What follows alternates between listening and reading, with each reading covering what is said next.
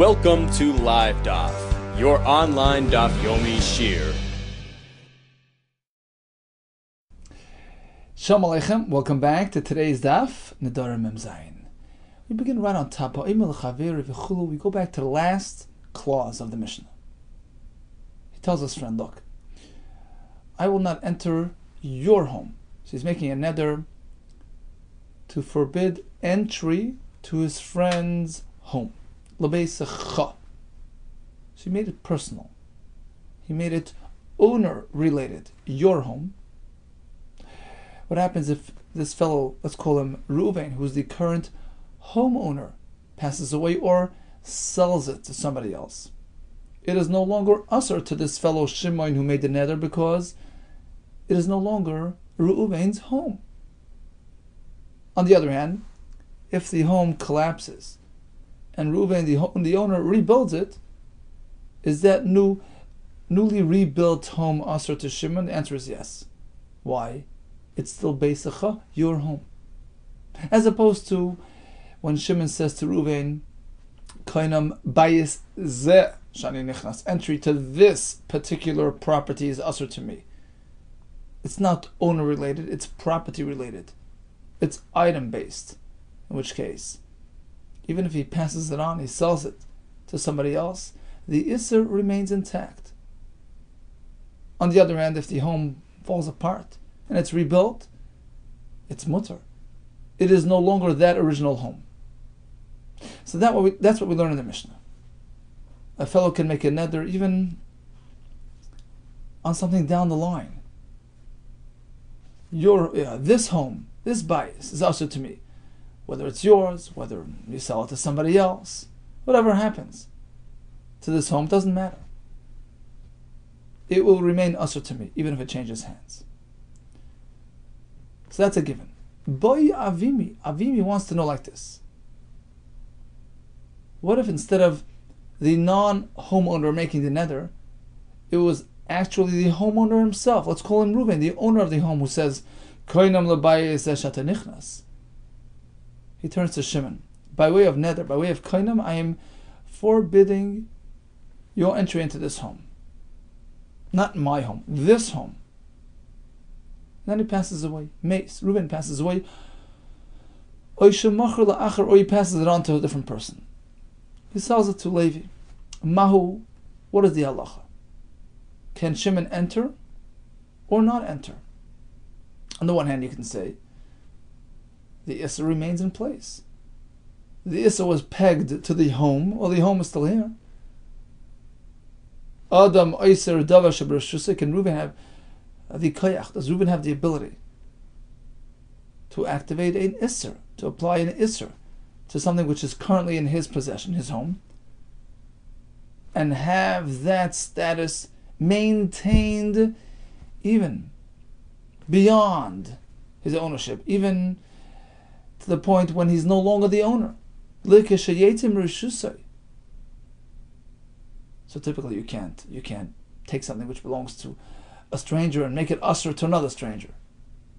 That's a given, that's a fact. You can take your things and make it usher on your friend. You can take your friend's thing and make it usher on you. You can even address something which is not yet here. Davar shaloi ba la'olam, something which is coming in the future, which you expect to come, and make that usher on yourself. So although the item is not there, but you're here. So at least you have one positive factor. You are here. You can take something of yours and make it usher on your friend, even though you can't really, you can't control your friend's life, but it's your thing. So there's that one positive element there. That's yours. The thing is yours, although the friend is not yours. Likewise, you can take his thing, make it usher on you. Once again, there's one up and one down, one positive and one negative. It's your friend's item, which isn't really in your possession, so that's a negative. But you're making it usher on yourself, which is personal, so you can do that. But if you have two negative factors, two deficiencies, two chesroines, tarti legrei usa, a stranger's item on the other stranger, you can't do that. So perhaps here as well, oy loy, perhaps you can't do it over here. Again, what happened? The homeowner, Ruvain, says, this home is usher to you, Shimon, for all time. Then he sells it.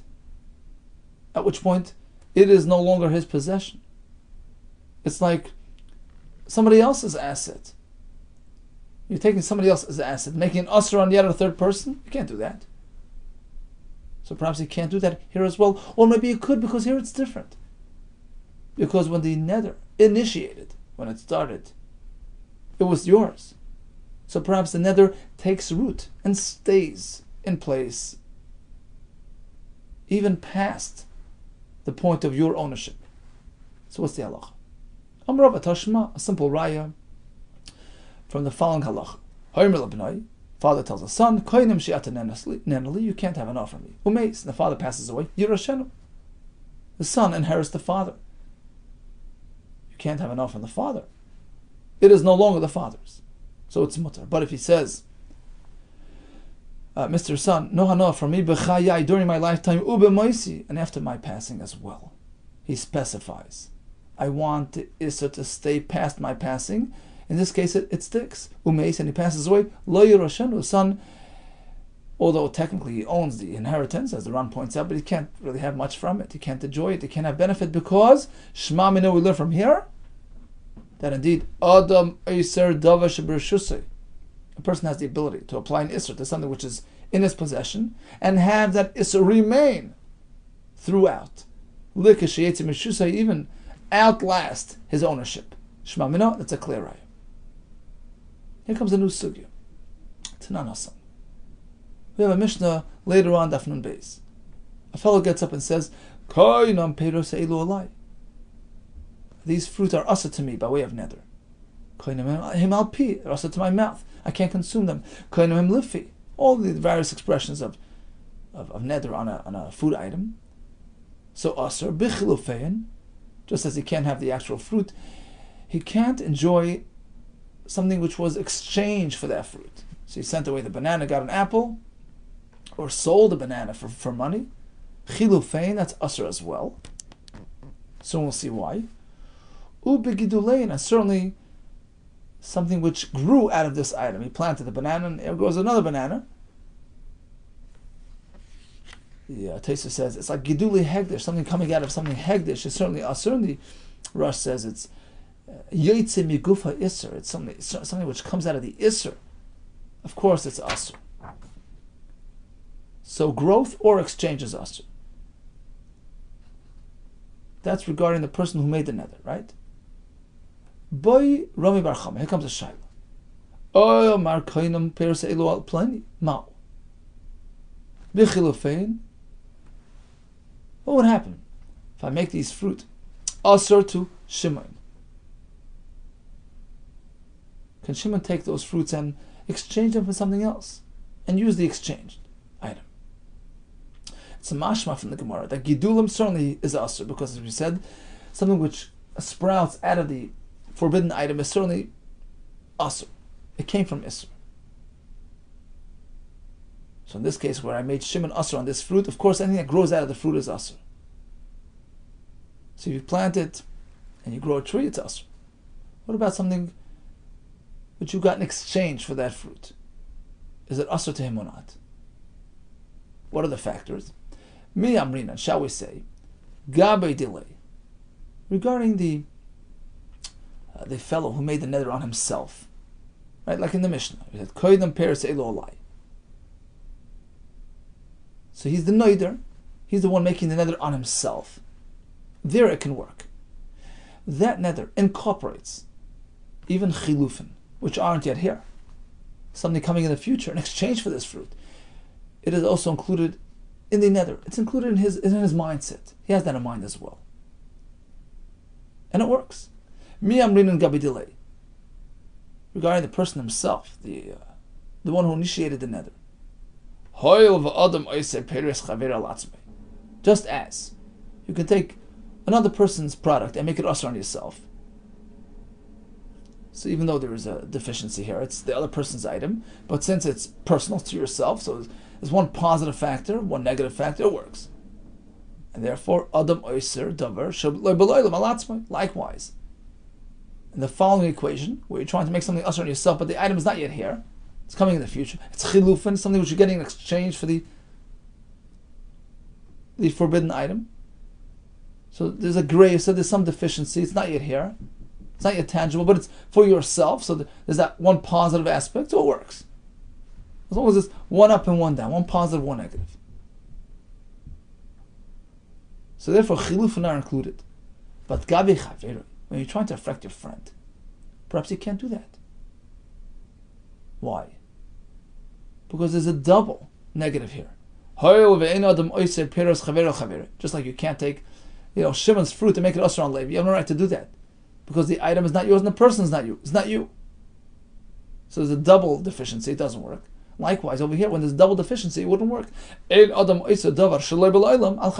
can't take something which is not yet here, like chilufin, and make it usher on your friend. So that's one way to look at it. Or perhaps you can say, midrabanan, every time you exchange something which is usher bahana, you may not benefit from the exchanged item. It's gzera d'Rabbanan, irrespective of what type of isser we're speaking about, neder or anything else. If you exchange it, you did an isser, you're not supposed to exchange it, right? That's a form of having anah from the original item by exchanging it for something else.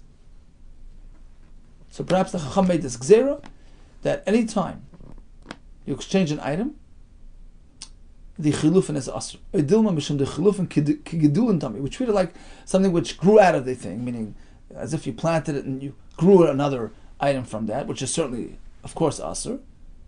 Kigidulin dami, and therefore it doesn't matter who it is. Leishna who, whether it's the person who made the neder, leishna chaveru, or the other person who was affected by the neder. So back to our case where you take this item, you say it's asr on Shimon. So you made the neder for him. Perhaps when he takes it and exchanges it for something else, with the Rabbanan it's asr. Amar of Achabar, Yumet Hashmal, bring you a raya that it's okay.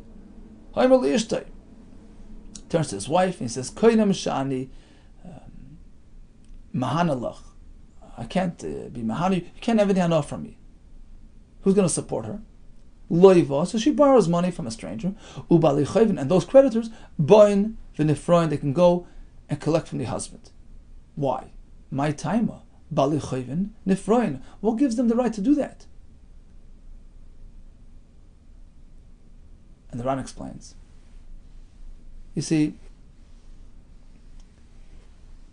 she's making an exchange.